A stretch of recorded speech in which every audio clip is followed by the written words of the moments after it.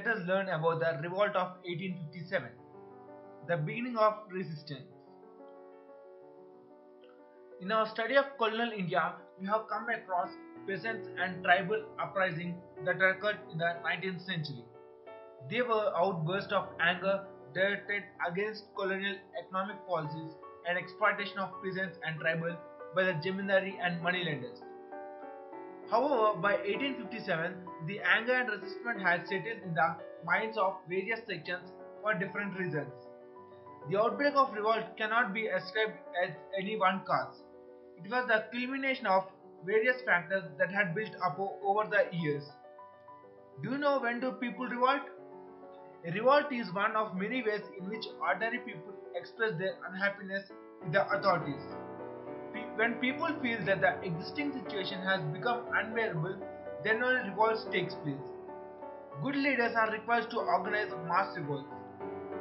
Revolts can be quick and violent, or long drawn and bloodless. Let us learn further causes for the uprising of revolts. Political factors. The British policies in the middle of 18th century has gradually ousted the many ruling groups from power. Nana Sahib, the adopted son of Martha Peshwa Bajirao II, was denied his pension and forced to move to Kanpur from Pune. The British attitudes towards the Mughal Emperor Bahadur Shah Zafar added fuel to the fire. Lord Dalhousie ordered him and his family to move out of the Red Fort, which had been the residence of Mughal Emperor from centuries. Lord Canning, Dalhousie's successor, stated that the successor of Bahadur Shah would not be allowed to use the title of the emperor. Mughal power had shrunk by this time, but the Mughal emperor still commanded respect among the ordinary people. Insults were seen as acts of disrespect towards the Indian royalty. Below you can see the image of Nana Sahib and Bahadur Shah. What are the economic factors? The economic factors. The harsh land revenue policies introduced by the EEIC, that is English East India Company, aimed at extracting the maximum land revenue. On the other hand, the wealth extracted from India was fueling British colonial expansion in other parts of the world. By 1857, Britain was exporting large quantities of gold, silver, and other precious goods from India to England. This wealth was also used to finance the Industrial Revolution. The collapse of indigenous crafts left millions of people unemployed and starving in India. Religious factors. Many Indians came to believe that British intended to convert them to Christianity forcibly. This was in part due to enthusiastic missionary activities of the British. Western education deprived the Muslim Maulvis and Hindu Pandits of the traditional roles. For the first time, taxes were imposed on lands where mosques and temples stood, adding to the general oppression of the people. Military forces. The English East India Company maintained a well-trained army consisting of the Indian sepoys. While the presidencies of Madras and Bombay had their own armies, the Bengal army was recruited from the regions in the Ganges Valley. The sepoys were often ill-treated and humiliated by the British officers. When the Punjab and Awadh were annexed, the sepoys lost their extra pay for service in these areas, called Bhatta. All these factors created unhappiness and uncertainty among the sepoys, making them question their loyalty to the British.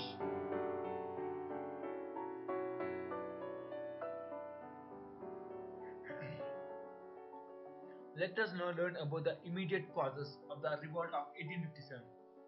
Most historians believe that the issue of Enfield rifle was the immediate cause of the revolt. In 1856, sepoys were issued a new guns called the Enfield rifle. In order to load this rifle, soldiers had to bite the cartridge, which was covered in a grease-coated paper to make it waterproof. It was widely believed that grease contained beef tallow and pig fat, which were a taboo for Hindus and Muslims. Though British officers dismissed the entire story as baseless, the story spread like a wildfire among the sepoys. On 29 March 1857, Mangal Pandey, a soldier of the 34th Bengal Infantry, refused to use Enfield rifle cartridge and opened fire on his superior officer, and he was arrested and executed. This incident shows that sepoys were even prepared to face to death to safeguard their religion. Following Mangal Pandey's execution, 85 soldiers of the 3rd Cavalry, which were stationed at Meerut, also refused to top the cartridges. They were sentenced to 10 years imprisonment on 9th May 1857. Angered at this, the other soldiers of the regiment stormed the prisons and freed their colleges. Then they attacked and killed a number of European officers, men and women. Then the soldiers then marched towards Delhi, which was the Mughal capital and symbolic Indian power. Delhi. The rebels reached the Red Fort in Delhi on 11th May. Bahadur Shah Jafar, the last Mughal ruler, was forced by the rebels to proclaim himself as the Emperor of India. News of the events at Meerut and Delhi was slow to reach the authorities at Calcutta. It was only in June that the news reached England. In the meantime, the revolt spread rapidly to centers like Kanpur, Awadh, Bareilly, Jhansi, and other centers. At Kanpur, the leader of the revolt was Nana Sahib, who was declared the Peshwa. He was assassinated by Tantia Tope. The events at Kanpur proved decisive in the course of the revolt. Nana Sahib gathered all the soldiers and expelled the British garrison from Kanpur. He declared himself governor under the Emperor Bahadur Shah Jafar. Nana Sahib in turn agreed to provide safe passage in Europe to Allahabad. There is a lot of controversy about the events which took place on the bank of Ganga on June 27, when the British women and children were leaving Kanpur for Allahabad. However, these boats were fired upon as they were leaving. This led to the widespread of anti-Indian sentiment in Britain. No one is sure as who ordered the firing. The rebellion in Awadh was caused by ill treatment meted out the royal family of Awadh by the British. The British commissioner at Lucknow was Sir Henry Lawrence. He had time to fortify the residency compound, which provided shelter to British forces, men, women, and children. The sepoys laid siege to the residency building for 8 months. The British managed to hold off rebels, even though they suffered casualties due to the violence and sickness. In spite of the best efforts, the rebels were unable to dislodge the British. This proved to be a decisive factor in the outcome of the revolt. In Jhansi, the leader of the movement at Jhansi was young Rani Lakshmi Bai. Because of doctrine of lapse, the British refused to acknowledge the Rani young adopted son as the heir to the throne of Jhansi. By June 1857, the company has lost control over the most parts of Jhansi. However, by 1858, the company troops managed to recapture Jhansi. Rani Lakshmi Bai was killed on the battlefield in the Second Battle of Gwalior. Tantia Tope and his followers carried on guerrilla warfare against the company troops for some time before he was captured and executed by the British. Now let us see the movements at some other. The uprising also spread to other areas. At Arha, which is in Bihar, the rebels were led by Kuwar Singh. Sepoys in Bareilly were led by Khan Bahadur Khan, a pensioner of the British government. Suppression of the revolt. By the end of 1857, the company slowly started regaining lost territories, and by 1858, the revolt was crushed. Delhi, the nerve center of the revolt, was recaptured after pitched battles at the Red Fort, Kashmir Gate, and Chandni Chowk.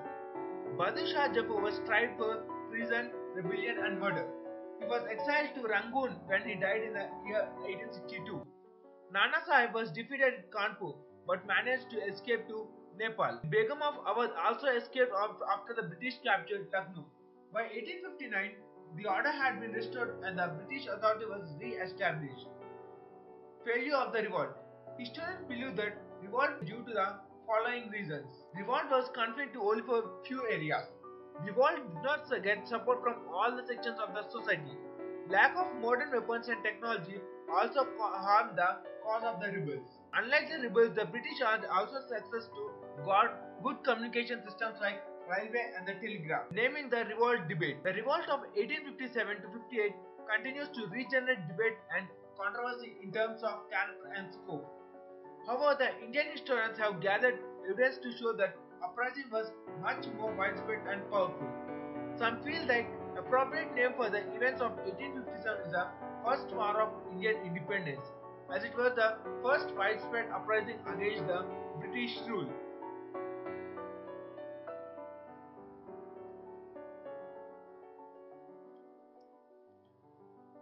Other scholars felt that it is not an impact of the revolt. The revolt saw an end of company of rule in India. By the Government Act of India 1858, the company was formally dissolved and the administration of India was taken over by the British Crown. The Indian office was created to handle the governance and administration of the country. The Governor General was henceforth to be called the Viceroy and was responsible for the implementation of policies formulated by the Indian office. The right of Indian rule were recognized. They were assured that there would be no more annexation of their lands. A military reorganization was arranged to the end of dominance of the Bengal army. The ratio of British officers to Indian soldiers were increased. Resistance to the British continued through localized revolts in the 19th century. The revolt of 1857 continued to inspire the imagination of the people and made them long for liberation from foreign rule. It paved the way for the rise of nationalism in India.